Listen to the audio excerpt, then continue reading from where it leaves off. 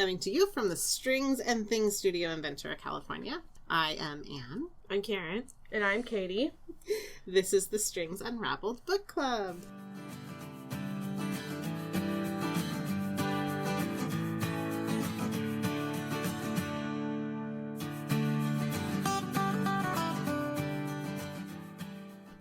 Well, what are we here for today? I think we read a book. Yeah. I read a book. Yeah, I read a book too. I hope we all read the I finished same it today. Ooh, I finished yesterday. Nice. I finished it the first week, but then I reviewed today. So I picked it up and I was going great guns at first. And we had so much time because we recorded kind of early for the last month. And then like things got hot and heavy getting ready for stuff here. And I put it down for almost a full month. Yeah. So we made our appointment to meet tonight, and I was like, okay, I have 6 days. Yeah. That was me on Monday. I was like, I have 7 hours of book to listen to. Let's go. I was close to switching to the audiobook because time was of the essence, but this was a pretty quick read. Yeah. So having a hefty daily reading goal was not too strenuous. So we read The Maidens by Alex Michaelides.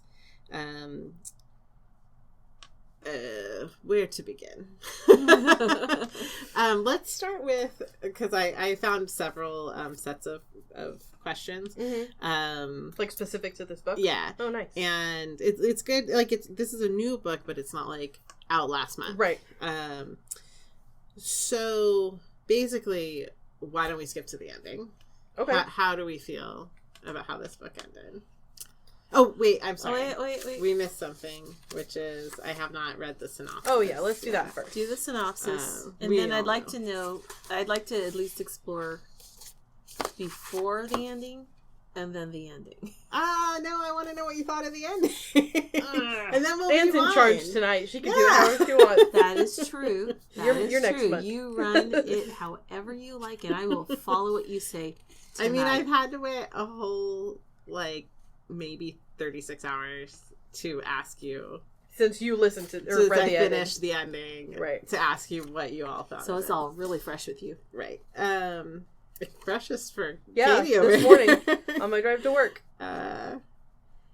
So, synopsis. In The Maidens, Mariana finds herself on the idyllic campus of Cambridge University after her niece Zoe's closest friend Tara has been murdered. Zoe believes the murderer is Professor Edward Fosca, the handsome and popular Greek tragedy professor on campus. Fosca is charismatic and idolized by his students, especially a group of female students known as the Maidens, named after the goddess Persephone.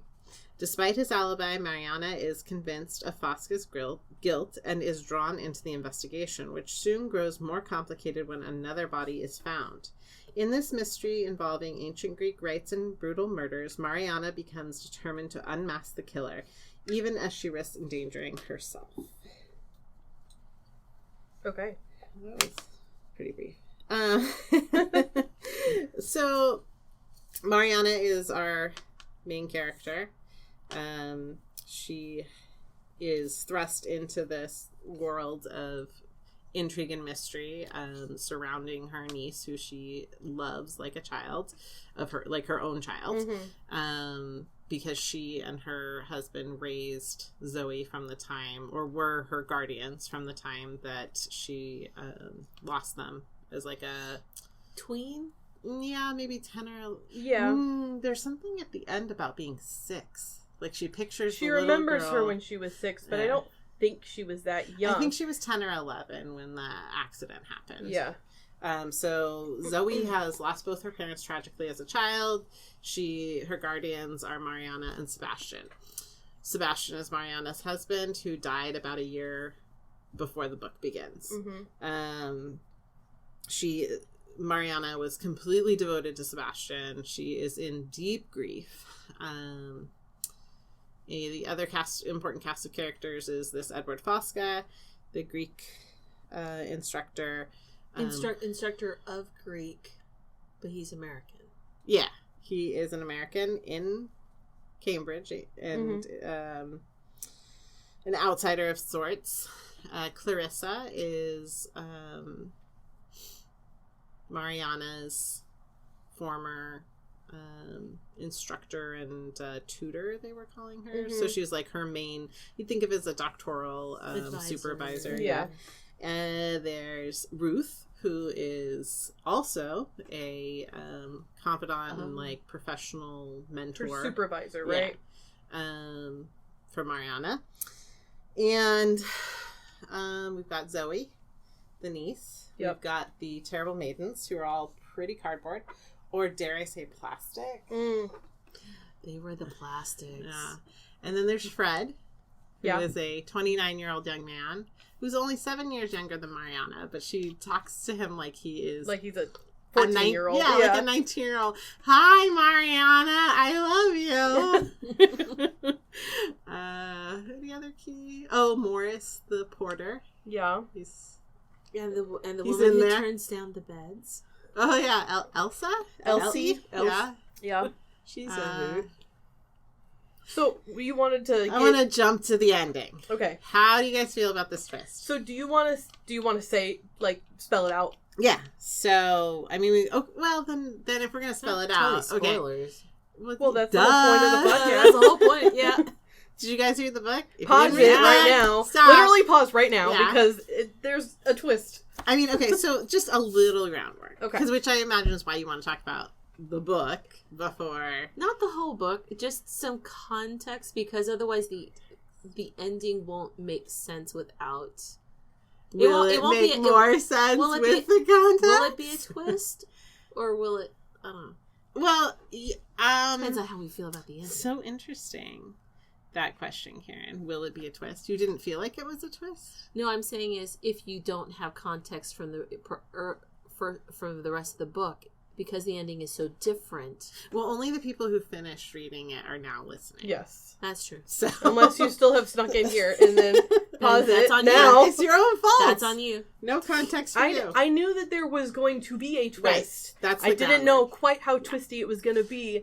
I sort of knew who the key players, where they were going to land, but I didn't know how we were going to get there. Yeah. So, that's okay, I want to know more about that. So, did you read The Silent Patient? No.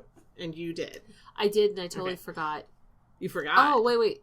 I keep, because in my brain I kept mixing up with the girl on the train. Which I'm dying to read, and ironically, really good. At Lovewell, where they have Read it before you watch the movie. I've never watched the movie, Good. Don't know if I will. Though I like the actresses. Because I've listened to the book, but I had this hankering to read the book while I was reading this one.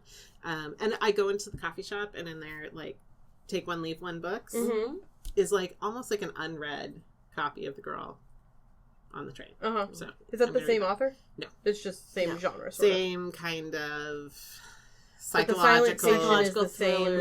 Yeah. Okay, so The Silent Patient has a huge twist. It has a and really intricate, Patient, interesting, intertwined parallel or dual timelines going. And you don't know how they relate to each other until the end, which is the twist. So I feel like The Silent Patient was a lot more artful. Yes. But I think I knew this author is going to stick to his, like, ooh, shock of all shocks twist at the end. Even though you kind of know something like that's coming. Or even to give him a little more credit, like, he's keeping a veil of knowledge. Sure. That he knows, he's taking us along this path, and then he's going to reveal it in his storytelling at some point. Yeah. So I was on edge the whole time of, like, who is our killer?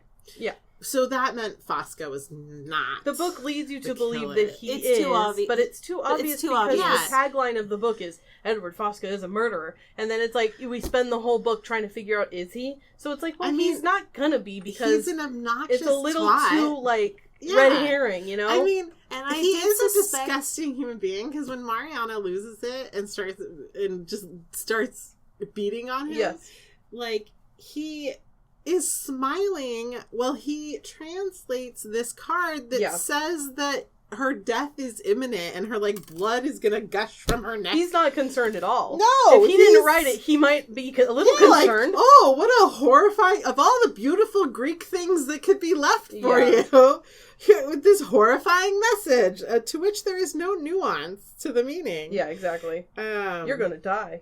Yeah. Oh, great. Thank you. At no honestly, at no point did I think Zoe was the killer. Right. I knew she had something more to do with it. But I'll be honest. Okay, for me, I thought the ending kind of came out of nowhere. When I'm like, you don't think it was well rooted? I don't think so.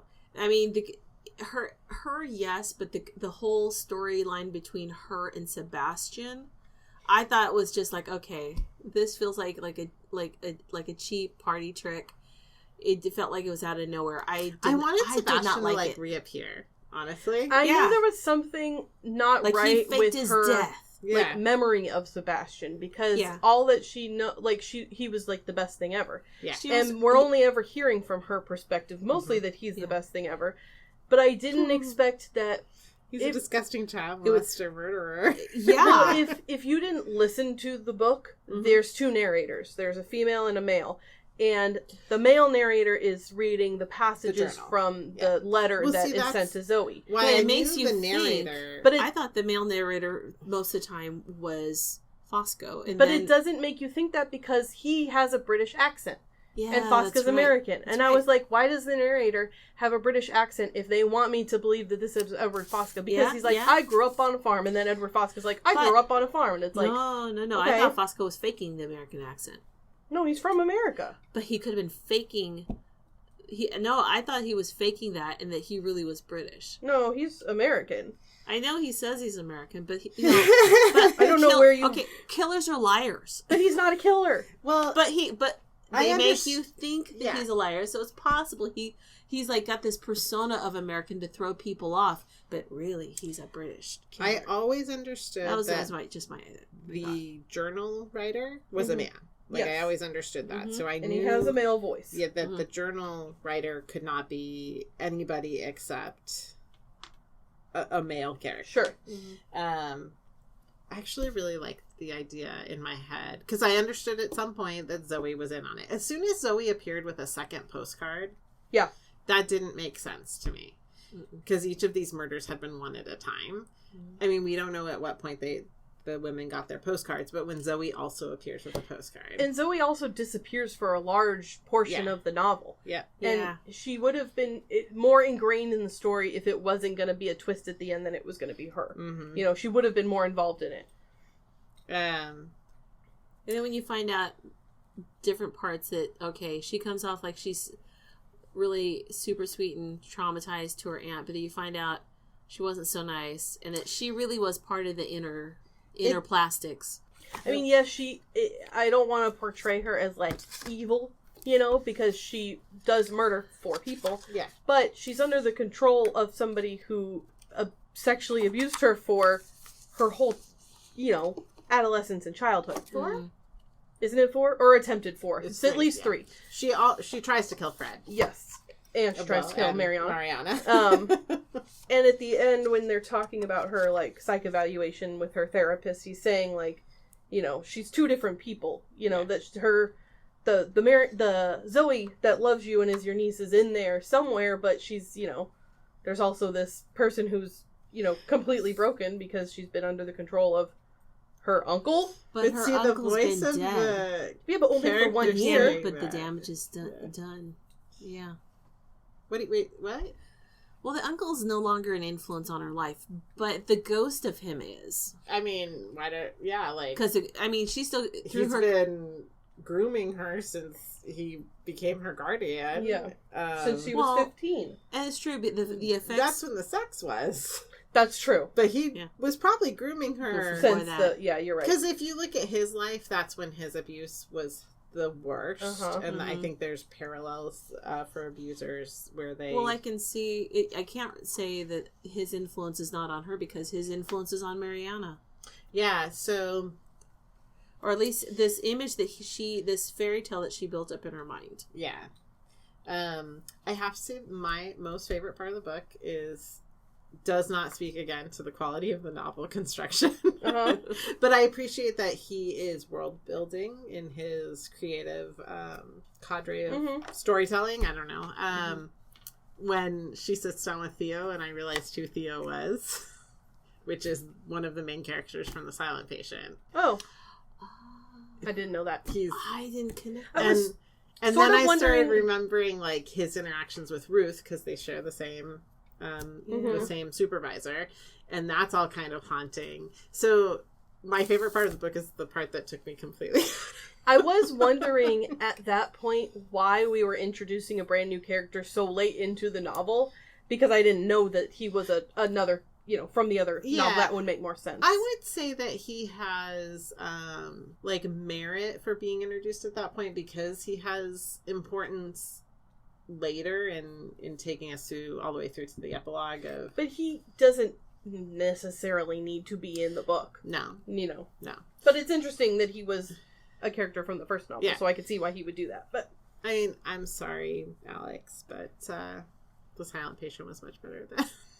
And I really, really like The Silent Patient. Like, I'd recommend it all day long. And I wouldn't say this was a bad book. No. It was entertaining, and it was good. But I loved it right up until the end. I enjoyed living in this book during the time. Yeah. So I was definitely entertained. I don't want to say I enjoyed the ending, because it's terrible. Right. But I didn't dislike how it shook out. Right. I wasn't disappointed. Do you feel like it really wrapped up the story, or it tied it up? No, that's a great question, because no. If Mariana took the door handle and walked inside. Well, part of my head is knowing, and this is a little, like, maybe he polluted the book by bringing Theo into it, because now I'm racking my head for, like, the patients that Theo treated at the same time, because they're giving us glimpses. Is there a beautiful redhead woman in the original novel? She's the other main character in The Silent Patient. And so alluding to her then made me, like, run through the other novel of, like, is Mariana about to be stabbed right now? Because his other patient in The Silent Patient that we hear a lot about is, like, a violent, insane person. See, and maybe that's it. I felt like I was so engrossed throughout the movie. I mean, not the movie. It was like a movie in my head. It was a movie in my head. I was thinking that he seems like he wants to write a movie, because some of the way he says things and sets things up, it's like her scream merged with the sound of the incoming siren. I was like, this sounds like a screenplay to me. But right. I think he does have some, like, professionally has something to do with film or television production. I can't recall for sure. But maybe the thing I didn't like was it did feel unfinished. It felt like, what? That's it? I mean, it wasn't it wasn't a satisfying ending. I feel kind of the opposite. I don't mind how the story of these murders ended. Yeah. I don't like the epilogue, because to me, an epilogue should bring you that final That did sort closure. of feel like that was the last chapter. Maybe he should have not called it the epilogue, because there wasn't a lot of wrapping up. No. Maybe that's it. Like, when they get to the final scene, literally, I'm standing in that doorway part of the story, looking at what's going to happen between her and Zoe. Is Zoe hiding a shank right now? Like, I wouldn't put that past her. Yeah. Come on, I bet I know where he hid the knife, Auntie. He hid it in my hand, in your back. I mean, where I hid the knife to, like, bring you over here. That part, I guess it's the epilogue part that...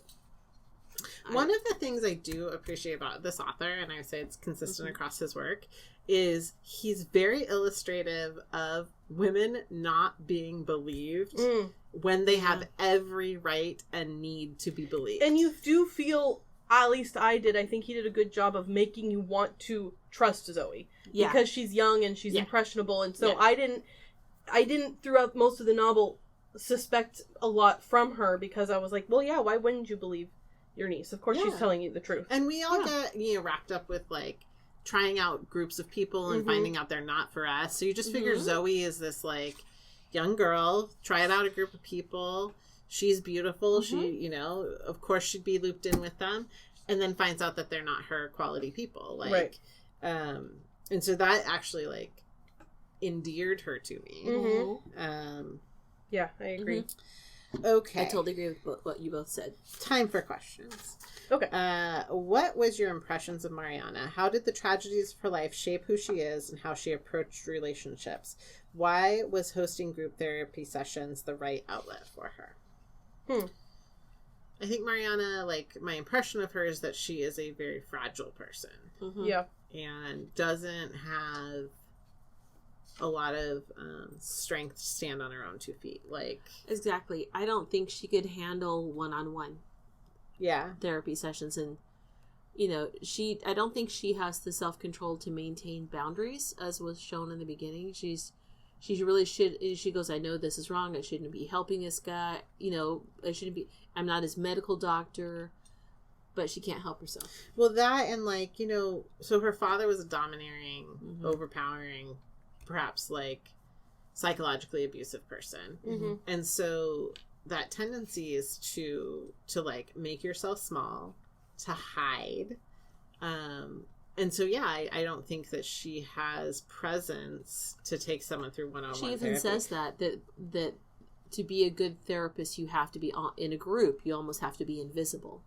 And it does seem like Sebastian was probably a very overpowering person, so I can imagine why she would be more withdrawn. Mm-hmm. And that's the other thing that is occurring to me is the way that he pinpointed her and latched on to her. You have to wonder how long had he been planning to use and abuse her, But I don't know if at the beginning, if that was his intention. True. I don't think he went into the marriage thinking that way. Except, maybe not consciously, but if he's the kind of person who controls this young child and forms her into, he likes to control a situation, and he may not consciously have seen Mariana as a mark per se. But I think he was so psychologically abused himself that I don't think he understood that. I don't think he knew that what he was doing was wrong. Well, that's always so interesting to me is you have to think that anyone who is the abuser in a domestic abuse relationship, do they ever have any self-awareness of their abuse? Of course, this is an extreme where he decides to make an elaborate plan to kill his wife with his niece. Right. That's an extreme. That obviously, seems a little more on he dehumanized her and has turned her into an object at that point. But going back and giving him a little credit as a young man, could he ever? I mean, he does have a self-awareness because of the journal entries that he's not normal in the way that he looks at the world. What are the 2 missing journal pages, I wonder, at the end of his journal? That's true. Did he kill his mother? I feel like he didn't kill her that day he had the dream. I feel like I had a thought when that happened. I was like, oh, it must be, and now it's gone out of my head, so I don't know. If I think of it, I'll let you know. So, I mean, obviously, from her birth or youth, as her mother died when she was an infant, her father molded her, which is how we choose our husbands or wives as the parent. Women often choose their fathers, and men often choose their mothers. I think I didn't have a father, so.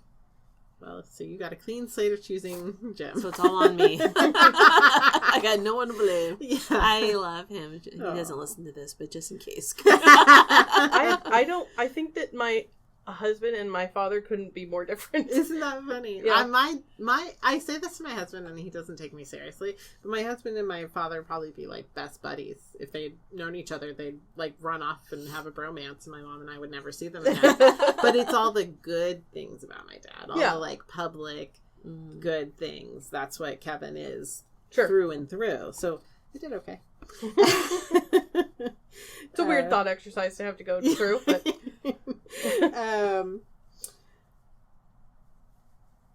there's a huge emphasis on Greek mythology and particularly Persephone. Oh, yeah. Why were many of the characters so focused on Persephone? My take on that question is that the way each of the characters viewed Persephone demonstrated their view of womanhood. Mariana thought she was a powerful protector and who betrayed her. Yeah.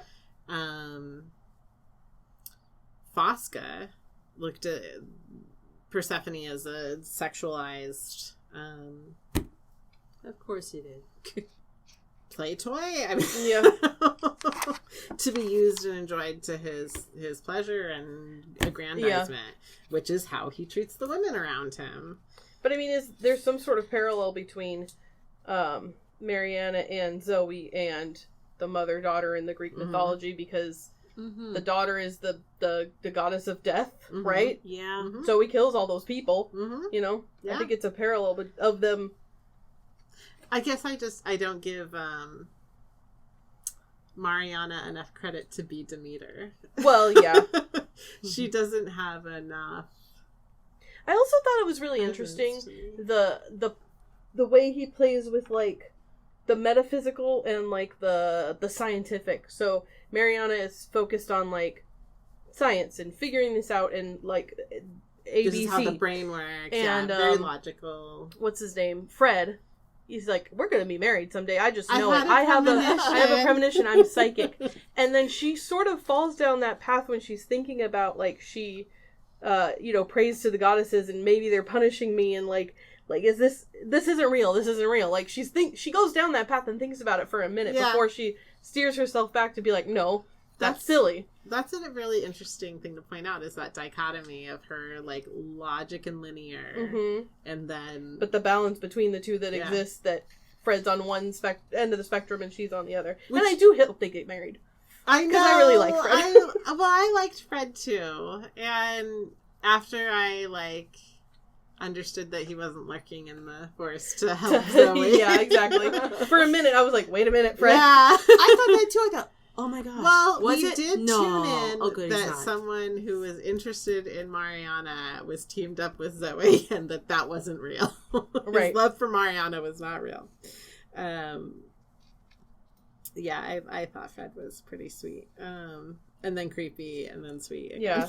There's a male figure over there. Oh, but it's not Fosco. Oh, it's Fred. You're like, wait a Wow, minute. it's weird. He just disappeared. Sometimes I thought that creepy figure was her patient that kept following. Yeah, and it was at one point. I think it was. But then he just wraps that up in a little bow and puts him in a mental institution. Gets him sectioned, as they said. Which was appropriate. Yeah. It was a long time coming. He needed more help than she was capable of. Or many people. Yeah. Well, then I think you kind of touched on this. Mariana blamed the death of Sebastian on Persephone. Why was it easier for her to blame the death on the supernatural as opposed to randomness of the accident? You know, it gives it's that battle that she has in her mind, as well as it gives her something to hold on to. She also blames herself because, and here's where I thought it was interesting. Part of their speaks a little bit to their relationship. In her mind, she thought that she had forced her way and insisted that they go. Yeah. But he kind of was, it was all, do you think that was him manipulating her to make her think it was her idea? No, he didn't want to go. He absolutely didn't want to leave London. Zoe says at the end, like, he didn't want to go, but he did it because he's trying to fool you. Yeah. Yeah, he didn't want to go on that vacation. So why did he go? I love this question. What would you have done if you were in Mariana's situation? I would not be investigating a murder. No, I'm not a private investigator. I'm not a CSI. And neither is she. No. I sort of felt that too. I'm like, why are you here, lady? Like, go home. I mean, I know why you are because this is a book and we gotta, we need a story to tell. But and her mentor really kind of pushed her because don't you think you want to come and help us figure this out? Because what is a campus but a group therapy? Yeah, Clarissa, you're not super no help, helpful, honey. that was bad advice. I loved at the end when Clarissa was like, "Oh, what?" Let's stop and talk about the food at Cambridge. Yeah, right? I'm leaving to go do my doctorate. Yeah, right. Yeah, much better than the food court at Ventura College. Oh my god, which doesn't even exist anymore. I know, right? They don't even have like a food machine that you can put coin in. Are you kidding? Nothing. How are the babies eating when they're there? There's probably still the snack bar. No. I mean, you mean like snacks that they sell at the bookstore? That's no, all. I mean, they used to have a snack bar in the middle of the quad where they sold chips and, Not during COVID snacks anymore. I mean, I went to college a long time before ago. COVID. A long time ago.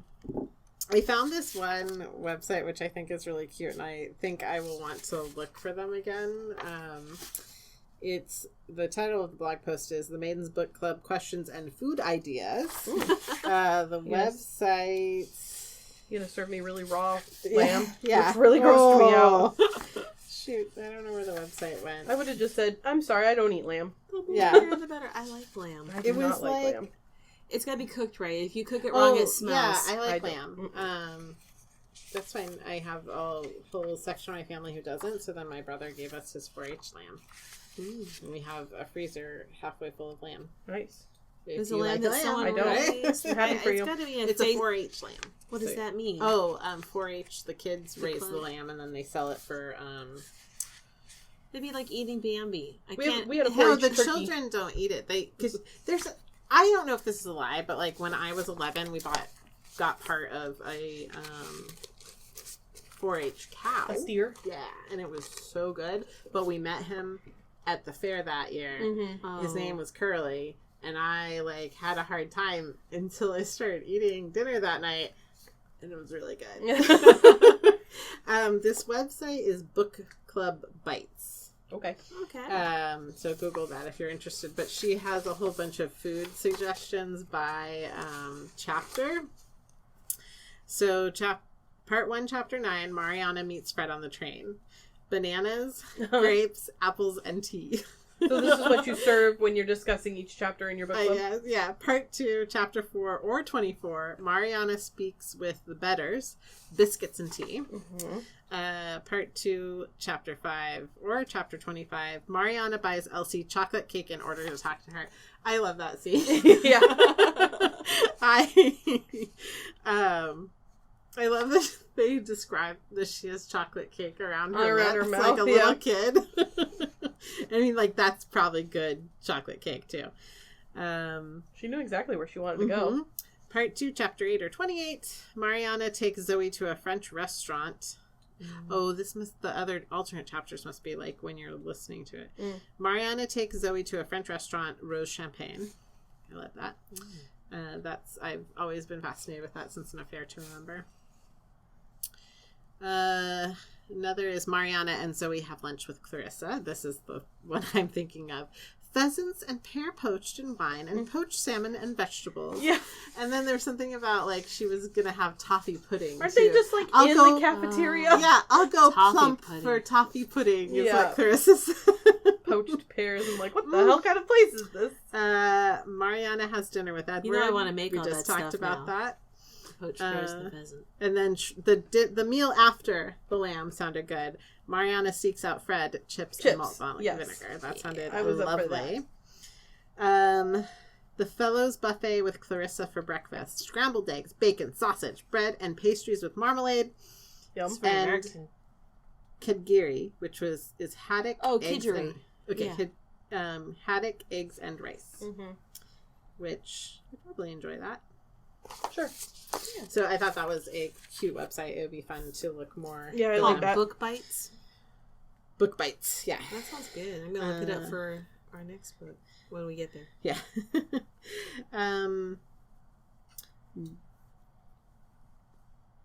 What did you make of the secret society of female students known as the Maidens?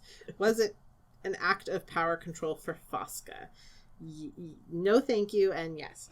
Yeah, that was one part of the novel that I did find somewhat unsatisfying. Is that wasn't more of a, like, it was just something that Zoe used to be like, oh, well, you can blame them, and at the end it was like, yeah, he was sleeping with all the students. He doesn't work here anymore. It was like, okay, well, okay, great. Well, thank you for validating our sketchy. I feel like there was more he could have done with that in, like, with the girls and her interactions with them, and he apparently had controlled them so well that they were like, yeah, no, it's all great, when in reality I think they probably, in that 10 minutes that they had to talk to her before Fosca came in to, like, ruin their group therapy session, I felt like there was more that could have been done. Yeah. I didn't know at the time, but I just found it a little unsatisfying the way that storyline wrapped up. He's just such a smug a-hole. Yes. Yeah. And, like, he's got a man bun. Yeah. When she describes, and his hair was down, brushing his shoulders. Ugh. Yeah. Shirt untucked.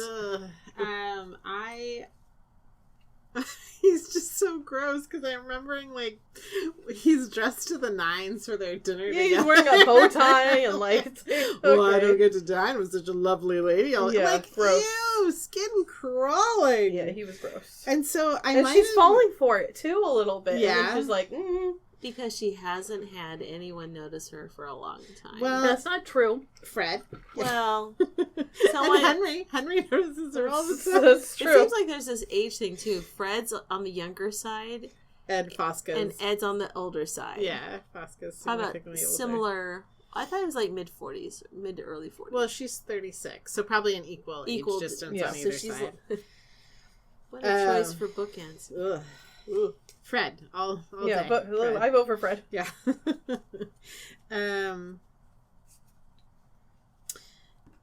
So, like, I think I would have preferred Fosca not to be so, in the forefront of the storytelling. Yeah. Mm-hmm. Like, he's present all the time, and so everything's from his point of view. It's so, like, on the nose. I don't know. And why was whichever of the maidens sleeping with Morris? Morris. I think it might have been part of his payoff. Okay, that makes sense. That he gets paid off with but sex she with a seemed maiden? like he was. She seemed like she was Wow. into it. Yeah, but like because Fosca said. Well, I mean, she was excited and texting him, and like, Was she? Wasn't she the one that was texting on her phone, and she was like, "Oh, that's your secret admirer, isn't it?" And she's like, "I'm not talking to you about that." And then she leaves to go meet him. But she didn't seem happy. Oh, maybe I read it wrong then. Or well, I don't think so. I mean, she was not friendly because Mariana was talking to her.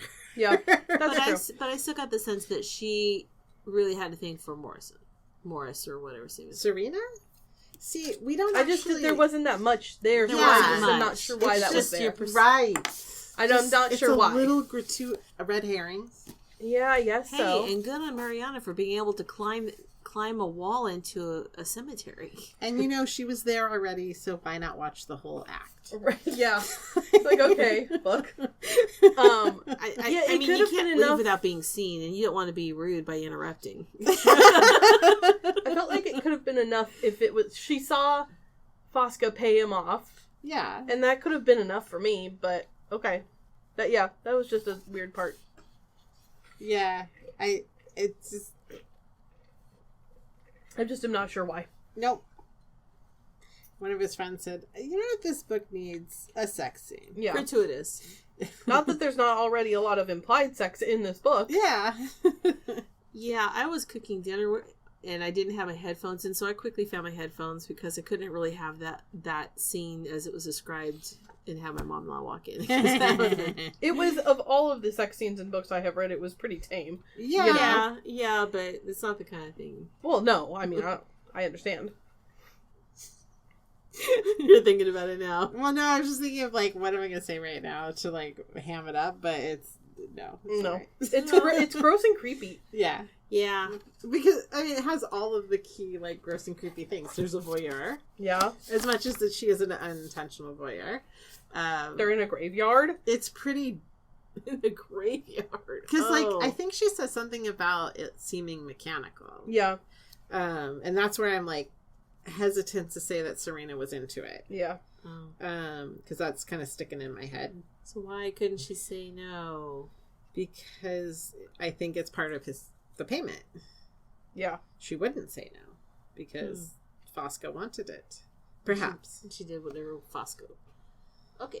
I just love how he, like, the part I actually like from that is her following him and describing how he's, like, whistling and just going along his merry way. Then he just hops the wall like it's no big deal. And then we find out what he's on his way for. Of course he'd be whistling. Yeah. Did you have any suspicion about Zoe being involved with the murders, or were you surprised at that twist? I guess I was surprised that she was the murderer herself. Yes. And not manipulating somebody else into maybe doing it for her was sort of how I was thinking it was going to shake out. I don't know how. Like, I thought... The other thing is I kind of thought that, what's his name, Conrad was going to come back and play some sort of role. No. Except that he was just selling people drugs, and that's about it. More red herrings. Yeah. Innocent bystander, sort of. Yeah. Yeah. Yeah, I kind of thought maybe he and Zoe were going to be working together. I don't know. I was surprised that Zoe was the one actually stabbing people. Yeah. Yes, I was completely surprised by that. Yes. Because the whole way I'm like, oh, she and Fred are in league. And then it's like, oh, as she's unveiling the evil plan, she's going to tell us Sebastian is fake the death. I knew there was some sort of evil genius, like, manipulating the whole situation. Yeah. And for a second I was like, oh, well, maybe it's Fred. But I was like, oh, I don't think I give Fred enough credit to be the evil genius, but yeah. Well, because then it's like really sly like a fox, because he does come off as so sweet. Yeah. Which, I mean, sociopaths, psychopaths can do. Yeah. We gave too much credit. What about the big twist that Zoe and Sebastian had an affair? What are your thoughts on this disturbing revelation? Ew, gross, monster. Yeah. Yeah, that was bad. Oh, yeah. That was really bad. I'm interested to go back and listen to the book or read it again and pay attention, knowing now that the journal or the letter was written by Sebastian. Mm-hmm. The other thing is that, like, it was a little on the nose because Fosca mentions how he grew up on a farm. Yeah. Right? And then in the book it describes him living on the farm. But we know, like, jack shit about Sebastian. Right. We don't know anything about him. Yeah. And then when it's revealed that it's Sebastian, I had to wonder, like, does she know this stuff about him? Or did she know the whole time? And it says that she didn't want to see what she saw, you know? Yeah. She was trying not to see what was right in front of her. Mm-hmm. I don't think consciously, somewhere in her subconscious, she might have known something, but... Yeah, it was gross. It did not like... I was also One star, do not recommend that part of the book. I am also interested in how this book would have shaken out if it were written by a woman. You know. Well, I was thinking of some interesting, like, progressive sacrifice thing. That the maidens were maybe killing internally. Yeah. Yeah. And so, honestly, I guess to the end, I was, like, thinking that until Zoe gets that second postcard, that did not sit right with me. That Zoe might be in as much danger as Mariana is in. I know, and I was worried for her at one point because it's like, they were separated. Yeah. And then somebody else was murdered, and then she's like, oh my god, no. And then it's like, no, it's okay, Zoe's fine. Yeah. But for a minute, I thought Zoe was going to die. Yeah. I did too. Yeah. Because Zoe's actually only just an ounce more fleshed out than the other maidens. Yeah. Like, she's not a very dynamic character. But she's painted that way on purpose, so you overlook her. True that. I mean, think about the other maidens, they stand out. They're gorgeous, they garner attention, and you don't notice her as much. Except when you find out at some point she was one of them. But I don't think she actually was. Like, for a day. I don't even know if the whole initiation thing... I don't think that was real. All a lie. I think it was all a lie. I don't think she's ever been involved with them. Really? I think that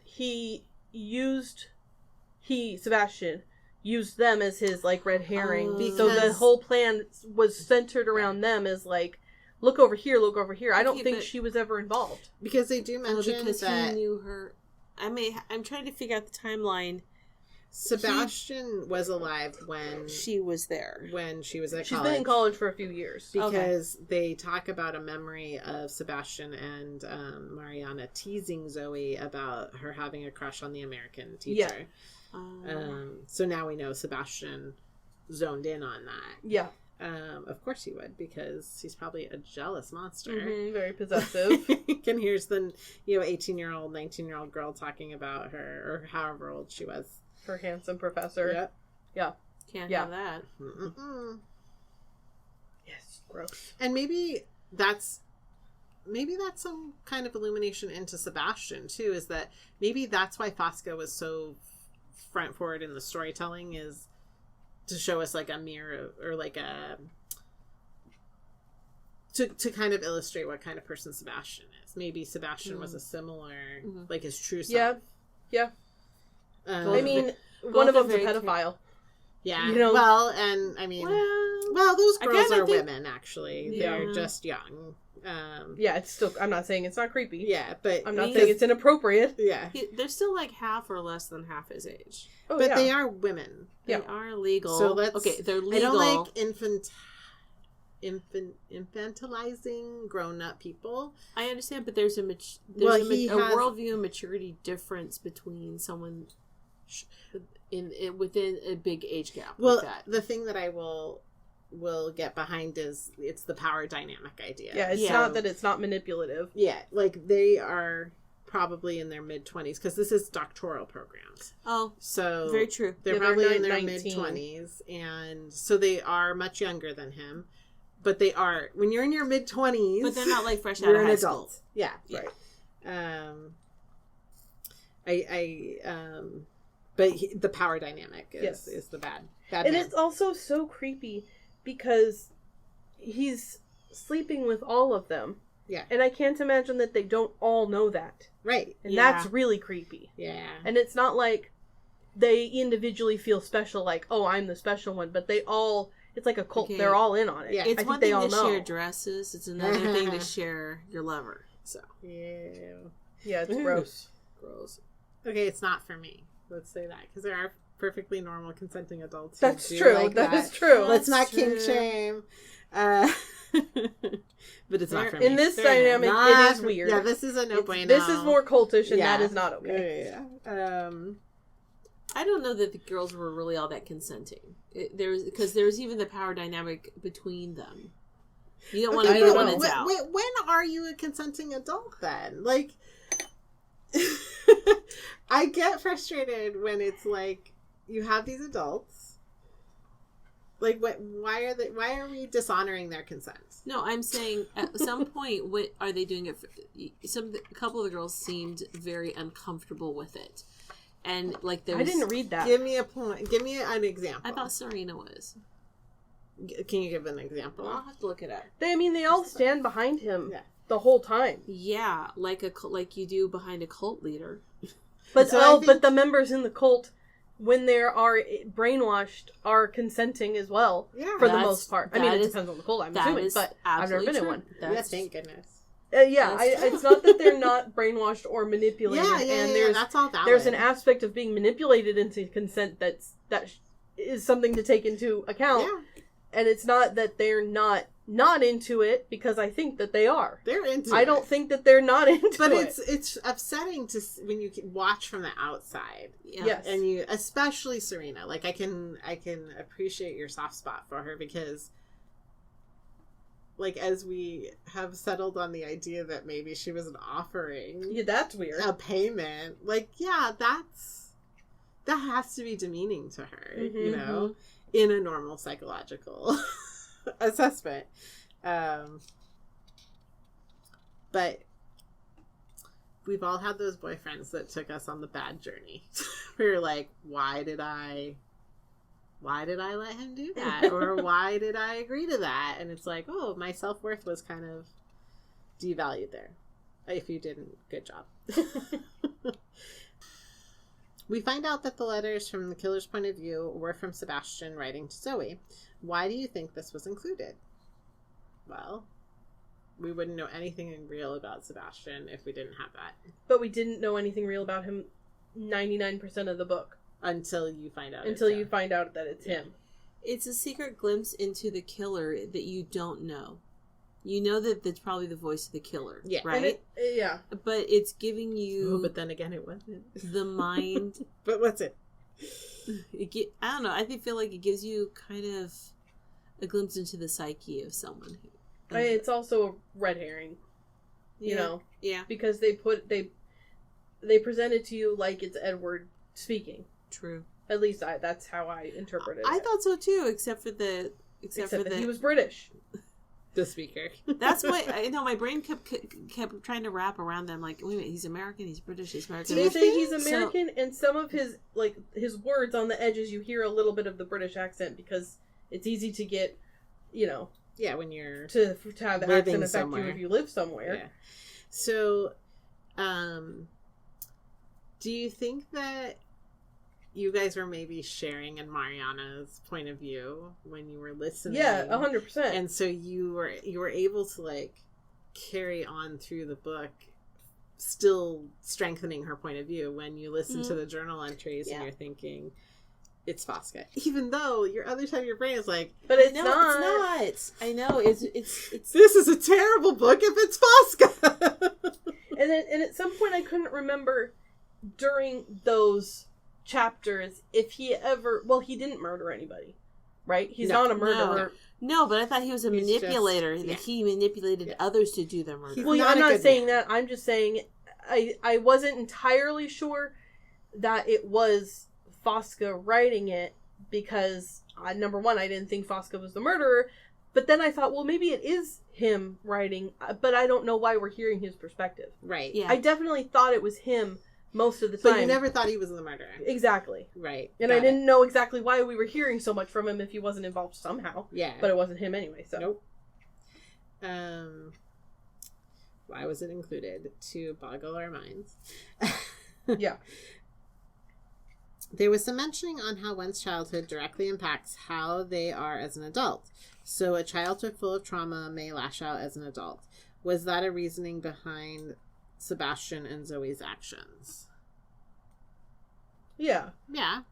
I don't know about Zoe as much because I don't think she had a traumatic childhood as much as Edward did. She had a trauma. Yeah. But her whole childhood seemed like it was rather happy until her parents died. From Mariana's perspective, we don't know what her parents really were like. Yeah, but there was nothing in the book for us to believe to believe that it was anything other than she's a child abuse victim. Yes. So, yeah. Whether or not, like, now she's like, I love Sebastian and we were going to run away and steal all your money after you were dead. She's never, like, she never entered into that relationship she was never a consenting adult. No. No. But then so many people survive those traumas. Abusive parents. True. And they don't become that. And they don't. So, like, I don't. But, you know, it can create reason, but it doesn't necessarily, it certainly does not justify. It's not a simple cause and effect. Yeah. trauma affects different people differently. Mm-hmm. How they process that internal damage is, it's not cut and dry for everybody. I was also wondering if Mariana knew any of his story. Right. If she knew at all that this is something that he dealt with, or if, you know, that he was abused as a child. It didn't seem like she ever mentioned it. I don't think he ever shared that with her. It doesn't seem like it. I could easily believe that it's part of his... I can't imagine it would not have shown itself somehow. But she probably didn't want to see it because she didn't want to see the things she didn't want to see.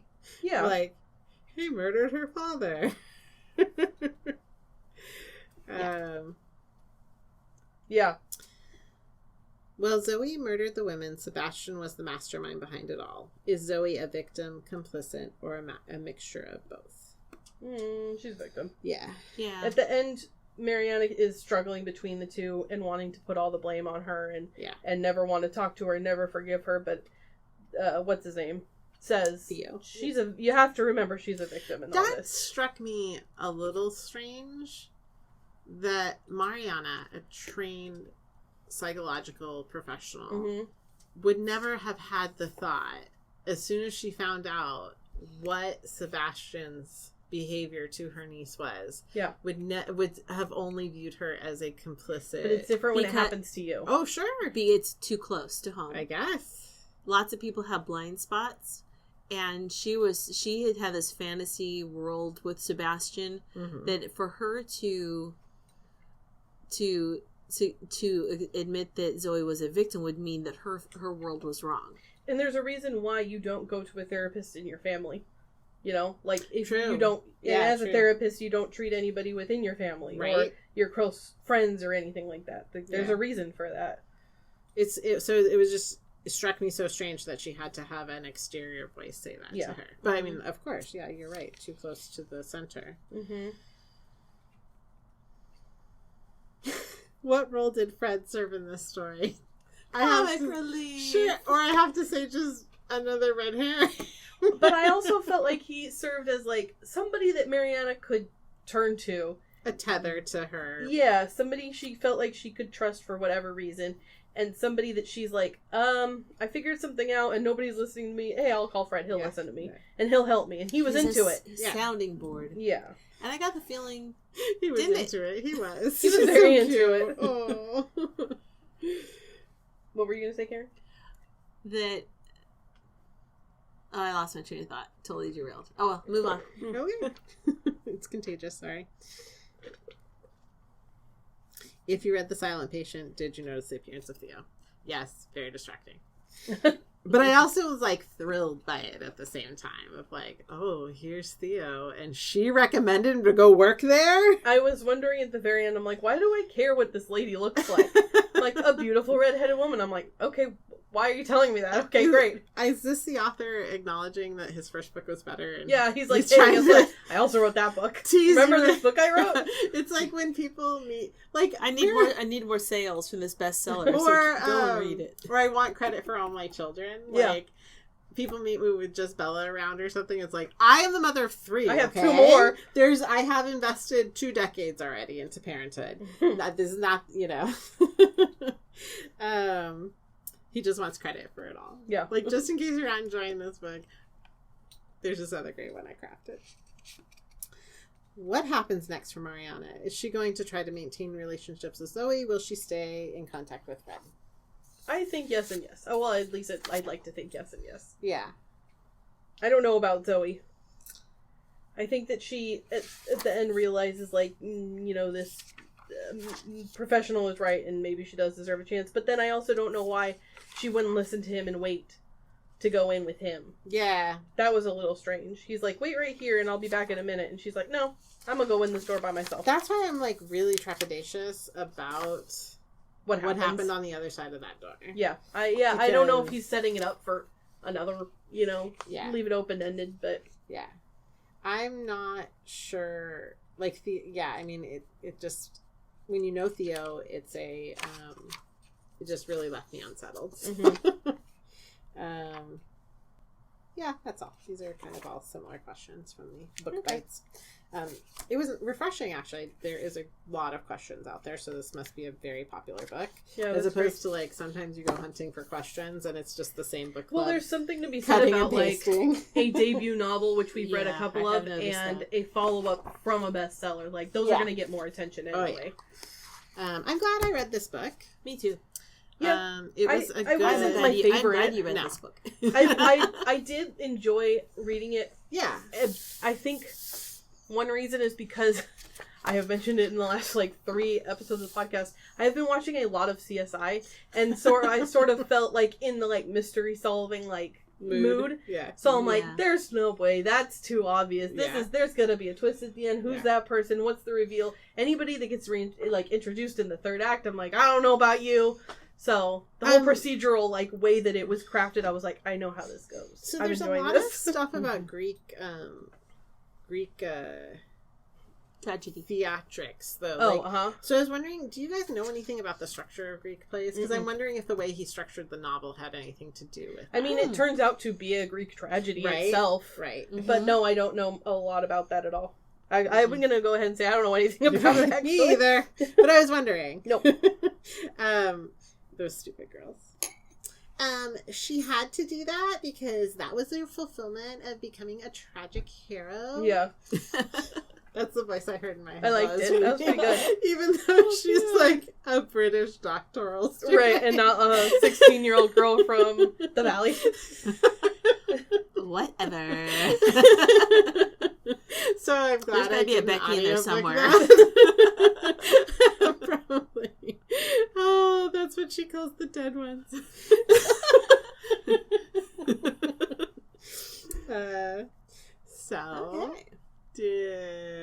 You got your next book choice? I do. What are we reading?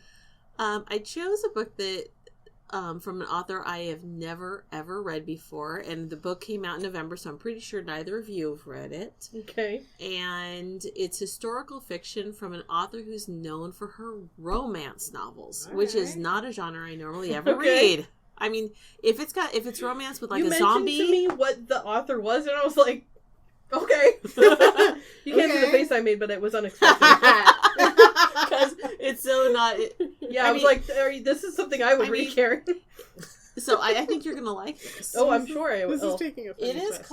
It's by Danielle Steele. Oh, no way. All right. Called Flying Angels, a novel. Oh, but it looks so interesting. I know, just look at the cover, and it's about real people. You said Danielle Steele, I was like, interesting. I've not ever read it. I haven't either. I've watched some I movies feel like I based probably on have. her work. I'm sure I have, actually. I'm really hoping that it's heavier on the historical romance? fiction. Yeah, that's my favorite. Fiction. She's a great... I mean, she may not be, like, a great writer. No, she might be. considered one of the great writers. But she is an insanely She's a very prolific writer. Okay. Prolific author. So here's a little excerpt. Gonna be no slump. Right now, it talks about World War II brings together 6 remarkable young flight nurses who face the challenges of war and its many heartbreaks and victories as unsung heroes in this inspiring novel from #1 New York Times bestselling author Danielle Steele. Love it. Audrey Parker's life changes forever when Pearl Harbor is attacked on December 7th, 1941. Her brother, a talented young Navy pilot, has been stationed there, poised to fulfill their late father's distinguished legacy. Fresh out of nursing school, with a passion and a born gift for helping others, both Audrey and her friend Lizzie suddenly find their nation on the brink of war. Driven to do whatever they can to serve, they enlist in the army and embark on a new adventure as flight nurses. I did not know that these things existed, so that's kind of cool. Risking their lives on perilous missions, they join the elite medical air evacuation transport squadron. That's MEATS. MEATS. I don't know if that's really what they meant. Okay, that's the acronym MEATS. And fly into enemy territory almost daily to rescue wounded soldiers from the battlefield. Audrey and Lizzie make enormous sacrifices to save lives alongside an extraordinary group of nurses. Alex, who longs to make a difference in the world. Louise, a bright mind who faced racial prejudice growing up in the South. Prue, a selfless leader with a heart of gold. And Emma, whose confidence and grit push her to put everything on the line for her patients. Even knowing that they will not achieve any rank and will receive little pay for their efforts, the flying angels, in quotation marks, will give their all in the fight for freedom. They serve as bravely and tirelessly as the men they rescue on the front lines in daring airlifts and are eternally bound by their loyalty to one another. Danielle Steele presents a sweeping, stunning tribute to these incredibly courageous women, inspiring symbols of bravery and valor.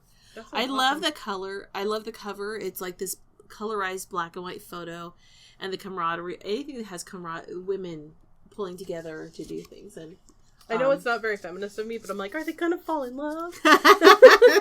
Well, it's Danielle Steele. I know. I'm excited. Yay! I thought. It says I actually had to Google what kind of book does Danielle Steele write, and romance novel. She's like the queen of romance. I'm like, oh yeah, Katie's gonna love this choice. It says Queen of Romance right here on this Wikipedia. Literally Queen of Romance. But I didn't even read that one, but I just knew it. Googling because I was curious how many books she's written. Says 190. And she's like a mother of like 6 or 7 kids or something. She's been 9 children. 9 children, yeah. And she's been married 5 times. Married and divorced 5 times. She's a big fan of falling in love. Yeah, she loves love. But yeah, okay, so I've heard about her, and I'm probably going to lend this to my mother, give it to my mother-in-law when I'm done with it. She's because a Leo. she loves everything by this woman, and she's not necessarily into romance, but it's just her story of, she was a mom all day. Put the kids to bed, and she still finds time to write over 100 books. Yeah. Almost 200. Yeah. I'm like, yeah, that's pretty awesome. Maybe this is her creative vent. It's like you're with your kids all the day and you just need something to release. This is her release. And she looks amazing if you look at the cover. She does look great. She looks really good. Read anything good lately? No. Every year at Christmas I reread Christmas Carol Aww. which is very short and sweet. Yep. So I've been reading that, but that's about it. I'm gonna see that at the Amundsen on Christmas Eve. It's gonna be weird. I am not gonna be home on Christmas Eve. Well, that sounds fun, though. I've got a date with my son. Aww. It's gonna be awesome. So, it's funny that you took the book choice in this direction with this author, because I have made many apologies to you of, now I do something different that I was like, no, I'd never do it that way. I have been very disingenuous, Katie. Why? When I say, I don't read romance novels. What'd you read? Because first of all, I'm a huge Outlander fan. Yeah, that's true. And I have read all 8. I am waiting on the 9th book. I have it, but I haven't started it yet because I'm trying to decide if I'm going to start all the way at the beginning again. Those are 8 enormous, like 40-hour audiobooks. Yeah, that's a lot of that romance. Are romance. That's a lot of romance. Granted, there is a twist of sci-fi. I did see the new one when I was at Barnes and Noble. Yeah, I have it in my Barnes and Noble, audiobook. not our local thing, because I had coupons and stuff. But we're not judging you. I'm shopping for my mom-in-law, and I'm like, just walked in and I go, what's the brand new ones that I know she hasn't read? Oh, not that one, not that one, that one. So I'm like, oh, hey, I think this is my book choice. I decided on Monday. And then because there's a lot of sewing and busyness, and I just needed something. I wanted something Christmassy without being like too much. So there were a couple of included novels that I enjoyed. The Christmas Bookshop, a Scottish woman who goes and helps manage a failing bookshop, and guess what happened? That sounds right up my alley. So the Christmas Bookshop was very good. Okay. And then the other one was, I think it's not coming up here, but Christmas All Year. And that's this, I think she's an English woman who was living in Scotland and has like escaped Scotland because her twin sister stole her secret boyfriend, who was her boss. Okay. And then is this Hallmark? This really screams of Hallmark. As someone who loves a romance novel and a cheesy Christmas movie, I'm surprised I haven't read more Christmas themed romance novel. It's sort of fun. Yeah. Oh, I'm into it. And she like moves to Sherwood, this little community in Sherwood Forest, and she is trying to like clean out and make a life in her grandmother's cottage that she never knew. Love it. Hilarity ensues. There's several love stories in that one. Okay, what was it called? Christmas All Year. Got it. It's included. I must have accidentally removed it from my library because I'm not seeing it. So the Christmas Bookshop and Christmas All Year were included on Audible. Okay. And they were quite fun. Oh. Cool. So anyway, sorry about that, Katie. I do like... That's okay. I'll let you know when I start reading some fantasy or science fiction. Okay, cool. Let me recommend Outlander. Okay. That seems like a large undertaking, but... But it's worth it. It's like so engaging, and it makes you appreciate, if you have like any kind of decent husband, it makes you appreciate your husband. Totally agree with that. Yeah. My husband said I can watch all the Outlander I want. Nice. Doesn't make you horny. Is it called... Ding ding! Have you ever read a romance novel? Is it called The Best Worst Christmas? No. Did you read that one? Because that one's also included in Audible. All right, well, she lives in her mom's house. She goes to her mom's house in a small gossipy English village. I'm also going to read that. Okay, wait. I'm going to my Audible because you said that's included as like the freebie for the month. Yeah, that's or no, they don't do that way anymore. I don't think. This one is. But you have like everything that would be included is included all the time. Oh, okay. And that's good. Best Worst Christmas. They don't included. I am downloading that. One time I came across something that was like time limited, and I didn't finish reading it before it was taken away. They're usually pretty really short. Those pissed me off. But now there's getting to be more like full length. We canceled our Audible subscription, so I think I have like a month left. Oh no. So I'm gonna have to listen to a lot. Yeah. All right. Well, Karin, did you read anything else? Did you already say yours? I have not said mine yet. Okay. I've been catching up. There's a time where I was like going download crazy Mm-hmm. on books and stuff, and I set them aside, and then I'm glad I have them because then I can't keep buying all these books. I'm going to read what I have in my library. So I delved into the Grishaverse. Grishaverse. So much better. Yeah. Okay. Are you done or no? I am on this. Okay, so first there's one set of books called Six of Crows and Crooked Kingdom. And I'm done there. I'm done with those. Yeah. I've done those. And then the next one is King of Scars and Rule of Wolves. And I'm 53% through the second one. Okay. So that's 4 you're books. Ahead of me that's now. 4 books. Yeah, you're ahead of me now. So I won't tell you. They all die. No, oops. No. You monster. I'm not saying who they is. Yeah, well, now I'm picturing that everyone's going to die. All of them. Well, you'll just be pleasantly surprised but there's when they characters you don't know yet. Yeah, all right. Now I'm going to worry that matter 'cause everyone dies. Come on. It's sci-fi. It's fantasy. It's kind of sci-fi, but it's more fantasy, I think. Also... It's a romance. I was gonna say. I wasn't gonna say it actually, but well, okay, yeah. Especially the way the first it's a trilogy to start, right? Oh, how the first. I'm very sad about one thing, but I can't tell you. Okay. So well, we should stop talking about yeah. it. I'm just saying there's something that makes me sad. The book you've selected was only 7 to 8 hours long, so I'll be able to do some other leisure reading. So maybe I'll try to catch up with you. Well, and. Now, Katie, you're probably, since this is romance, you're probably going to dive right in, right?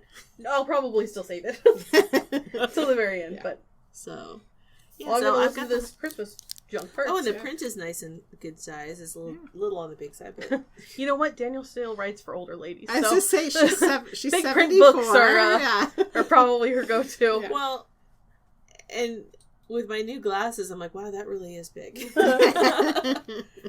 My mom-in-law's gonna love this. Well, okay. I'm looking forward to our new book because that's a fun genre, and I'm sure Danielle still is a delightful read. Yes, because her success speaks for that. Yeah. All right, great, good times. Yeah, we'll see you next month when we talk about the Flying Angels. Yep. So we're recording on the 16th. You guys will hear this on the 20th, so maybe we get to join you while you hurriedly finish your Christmas presents and wrapping. Something like that. Happy holidays. All right. Bye, everybody. Bye. Strings Unraveled is a production of Strings and Things Studio with Anne Lekkervin-Kazoli, Kaity von Rader-Fraker, and Karin Wilmoth. Recorded and edited by Kaity von Rader-Fraker. Find us online at stringsandthingsstudio.com or on Facebook or Instagram at Strings and Things Studio. You can email us at stringsandthingsinfo@gmail.com.